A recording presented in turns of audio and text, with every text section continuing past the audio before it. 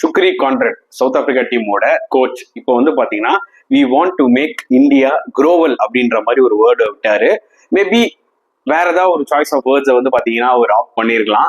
குரோவல்ன்ற word use பண்ணிருக்காங்க. ஆனா குரோவல்ன்றது வந்து பாத்தீங்கன்னா கிட்டத்தட்ட இல்ல, ஒரு டாக் எடுத்துக்கோங்களேன். அந்த டாக் வந்து பசியில வந்து ஓனர் கிட்ட போய் கெஞ்சும்ல, அந்த கிட்டத்தட்ட அதுதான் மீனிங். அதாவது இந்தியாவை நாங்க வந்து தண்ணி தாவெடுக்க வச்சோம் அப்படின்ற மாதிரி அப்படின்னு சொல்லலாம். ஏன்னா இந்தியாவும் இதை பண்ணியிருக்காங்க. எப்படின்னா அந்த குரோவல்ன்ற வார்த்தையை யூஸ் பண்ணல, ஆனா அந்த ஓல்ட் ட்ராஃபர்ட் டெஸ்ட் மேட்ச்ல இங்கிலாண்டோட வந்து பாத்தீங்கன்னா ஏம முடிச்சுக்கலாம்னு கை கொடுக்க போனார்ல பென் ஸ்டோக்ஸ். அப்ப இல்ல நாங்க கண்டினியூ தான் பண்ண போறோம்னு சொல்லி ஜடேஜாவும் வாஷிங்டன் சுந்தரும் 100 அடிச்சாங்களா, அது ஒரு டாக்டிக்கல் மூவ். அதே மாதிரிதான் இவங்களும் பண்ணியிருக்காங்க. என்ன அந்த வேர்டை அவர் விட்டுருக்க வேணாம்.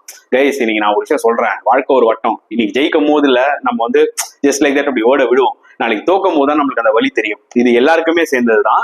அதே மாதிரி இந்தியாவும் எடுத்துக்கிட்டீங்கன்னா ஜஸ்பிரீத் பும்ரா பண்ணிட்டுலாம் வந்து பவுமாவை பாடி ஷேமிங் பண்ணாங்க ஃபர்ஸ்ட் டெஸ்ட் மேட்ச்.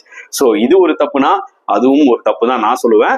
இருந்தாலும் சாய்ஸ் ஆஃப் வேர்ட்ஸ் கொஞ்சம் பெட்டரா யூஸ் பண்ணிருக்கலாம் சவுத் ஆப்பிரிக்கன் கோச்ன்றது தான் வந்து பாத்தீங்கன்னா என்னோட ஒரு பாயிண்ட். மற்றபடி அவங்களோட ஸ்ட்ராட்டஜி எல்லாம் வந்து பாத்தீங்கன்னா பக்கா ஸ்ட்ராட்டஜி.